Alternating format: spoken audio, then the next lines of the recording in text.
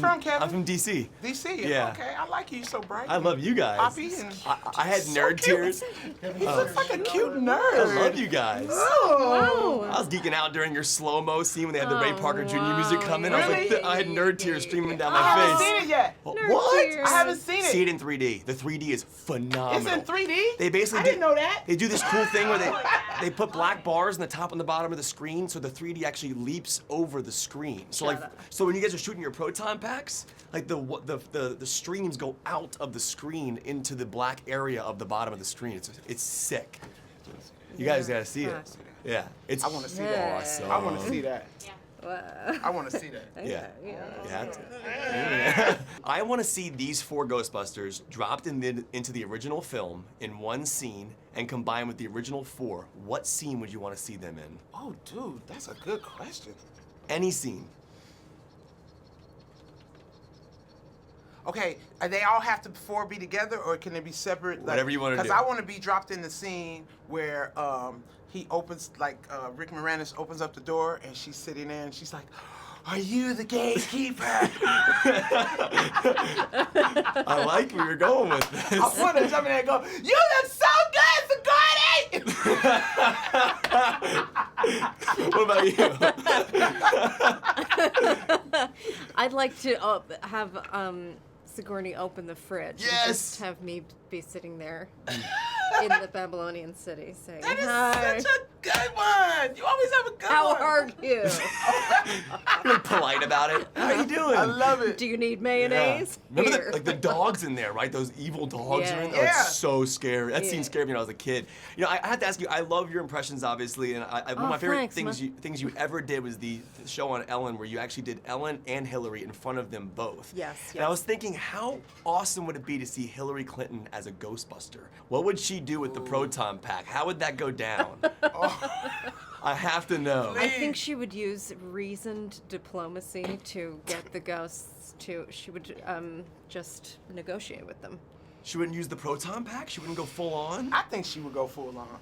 I think she would try to negotiate first, and then she'd be like, "Okay, so you're not gonna leave? Okay, then I'm gonna blast your ass." Yes, that's exactly. What would Bieber do if you had a proton Bieber? pack? No, Justin Bieber. Bieber. No, Man, the ghost would beat him up, man. He would just do his face. He'd just do his face, and the ghost would be like, Yeah, or he would do his face and the ghost would just start screaming in a sexual way. I totally want to see this go down. "Oh my God." Yeah, this is me as my kid, Oh my proton pack. God. I know, I was rocking it out. Can we do that thing? Isn't that crazy? Oh my God. That makes me so happy. And thank you for the glasses. Yeah, those are epic. Yeah, good to see you, by the way. to see This you is amazing to too. be here. I know. It's finally here. I know. These sliming sequences are unbelievable to me, and especially Kristen Wiig's first one. Yeah, she gets it. What's being thrown on you? Like, what is that? 700 gallons of somewhat. It's never quite explained. There's always like 3 guys with full masks on going, "It's perfectly safe. Don't worry, it's perfectly safe." And then we're like, "Why do you have masks? Why are you in hazmat gear and wearing like a sweater?" But it is, I mean, just this massive amount of stuff that comes. You can't get it off. It is unbelievable. Like you can't stop it from like stretching. And there's a lot of they say it's tapioca in some. Do not think pudding because there was nothing enjoyable. But the first time getting slime was pretty awesome. It was just the getting it off.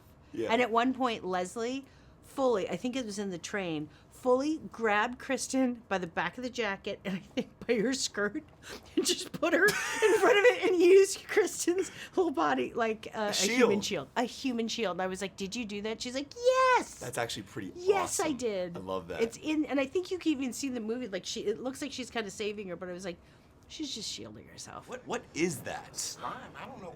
Some kind of gel It's concoction. ghost. It's stuff. actually real ghost. It's harvested from ghosts. Really? It was uncomfortable because they had them in these like cages and they were being milked. And at one point I went up to Paul. I was like, "This can't be legal," and he was like, "Yes, the laws don't apply because they're ghosts."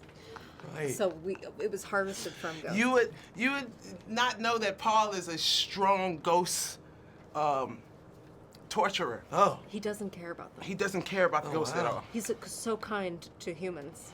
now I'm really upset But about ghosts, this. he's just like so like No, I think it's soap. volatile. I think it's some kind of soap. What scene in the original Ghostbusters from 1984 would you want to see these 4 Ghostbusters join the other 4 for a sequence? Oh God, that's.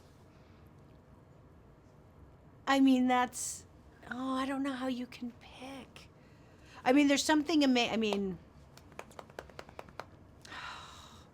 that is a tricky one to try to pick. I think when the gargoyles and Zool really comes to life. I mean, that I just remember being like, like that. My head when those gargoyles came to life and like the feet came through. Yeah.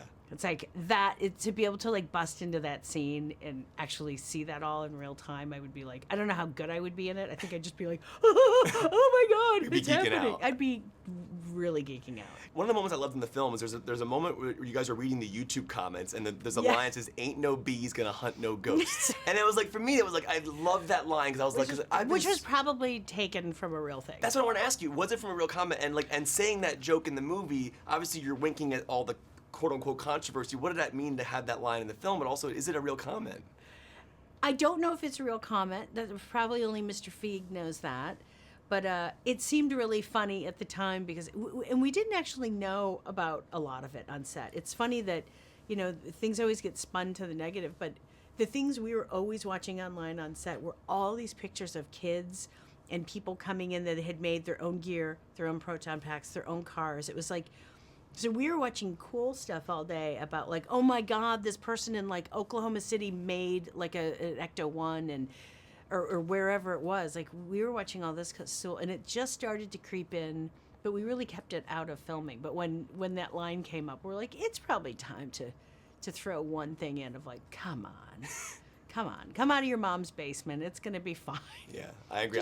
And maybe go see the movie before you critique it. Yeah. Was that an actual comment you guys had against the film initially, or did you write that in as like a wink to the audience? It was a bit of a wink, yeah. Yeah. We had very similarly themed tweets that had come in, Right. and that was one of the jokes. We kind of played around with a lot of different wordings on the set, but that was the one that just seemed like, okay, that kind of crystallizes everything. Yeah, and I'm very interested how the 3D works because I know you shot 2D and it's converted, but what's interesting is you have these black bars in the top and the bottom, and the 3D goes over the black edges. So Yeah. can you talk about how they're doing that? How is that filmed and how is it done? Well, we have this amazing 3D conversion team, and they really wanted to play with the size of the screen, really, because we shot widescreen, which they technically call 2.4 or 2.40 or whatever, which means then you have the black box on top and bottom, and so what they did is they just decided they were going to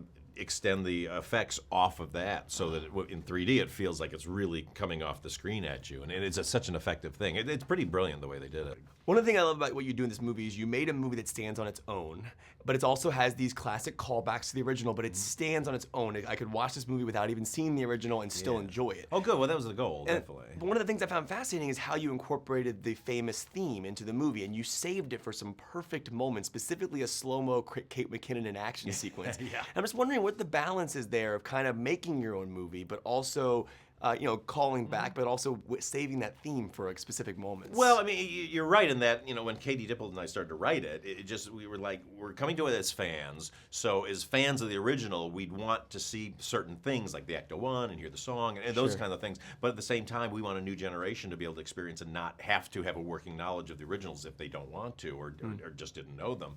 And so you really just kind of find out weird balance. It's the origin theme is great because you can have these iconic things, but then we can introduce how they come into being, like how the logo shows up and how the Ecto-1 shows up and how the proton pack evolves, and then it's really just kind of parsing it out at the right moment so that you want to get people so into yours that they kind of almost forget about the other one, and then you're like, and then here's a little Easter egg, and like, oh, and so you're constantly kind of paying off. But for the new generation, they just go, oh, okay, that's a cool song. I mean, the proton packs, were you just like blowing wind in their face and they were shooting them? Oh yeah, blowing wind in their face, and then the packs had a light rod on the front that would give light interaction, and then we painted those out digitally so that it felt like it was actually happening. It was awesome.